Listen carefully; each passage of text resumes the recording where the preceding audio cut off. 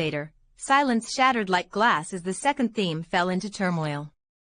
Melkor, seething with pride and hunger for dominion, twisted the music into fire and iron. His discord roared like a storm, drowning the harmonies of his brethren. But Ilyavator did not silence him. Instead, from amidst the chaos, a third theme arose. It was not louder than Melkor's storm, nor more forceful, it was soft, sorrowful, profound. It bore a depth that no discord could touch, like a quiet river beneath a raging sea. This theme sang of endurance, of grief tempered by hope, of beauty forged through pain.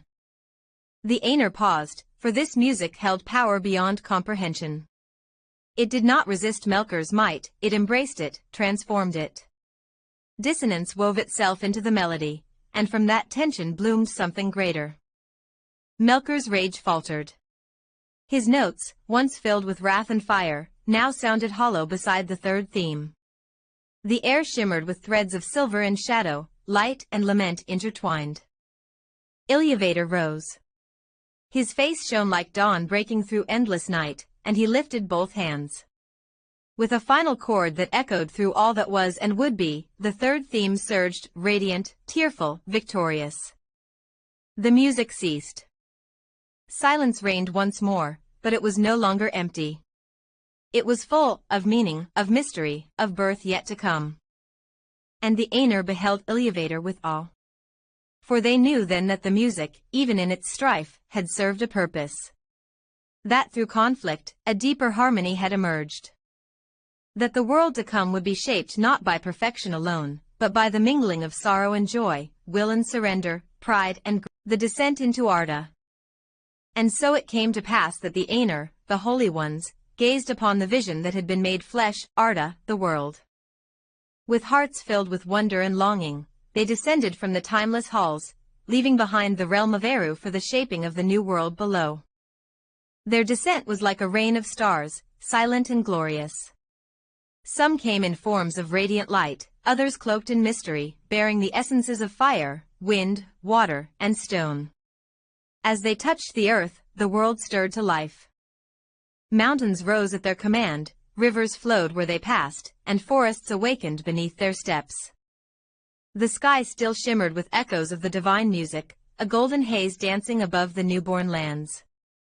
Light and shadow mingled, as the Ainur began their great labor, to prepare Arda for the coming of the children of Ilyavator. In awe and reverence, they walked the empty lands, shaping them with harmony and power. But even then, the seeds of discord were buried deep in the world, for not all that was sung had been pure.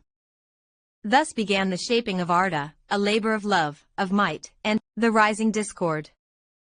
But not all among the Ainur were content to shape the world in harmony. For Melkor, the mightiest of them, harbored a secret fire of his own, a will to dominate, to bend all creation to his vision. As the Ainur worked in unity, weaving the beauty of Arda with light and song, Melkor walked alone. Wherever he set his will, disorder followed, mountains cracked and bled fire, seas boiled with unrest, and the skies burned with red storms. He sought the flame imperishable, desiring to kindle his own creations and rule them. Yet that flame was with Eru alone, and Melkor found only shadows and mockeries of true life. Still, his power was great, and his influence vast. The harmony of the Ainur began to fracture. Some of their works were undone, twisted by his hand. Where forests should grow, wastelands spread. Where rivers flowed with clarity, he turned them dark. The other Ainur did not yet confront him fully, for the world was still young, and they labored to preserve what beauty they could.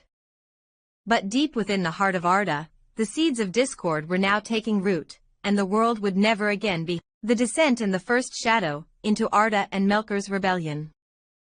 Some of the Ainur chose to descend into the world, to prepare it for the coming of the children. Among them were Manwë and Varda, noble and radiant, who worked to shape the skies and stars. But not all came with harmony in their hearts. Melkor, the most powerful among them, was filled with pride and desire to rule. He sought to mold Arda to his own will, not as a gift, but as a possession. Thus began the first great conflict, the discord that echoed from the music now manifested in the world. Melkor's flame clashed with the lights of the Vala, and the shadow fell over the newborn world. It was the beginning of strife, a war of beauty and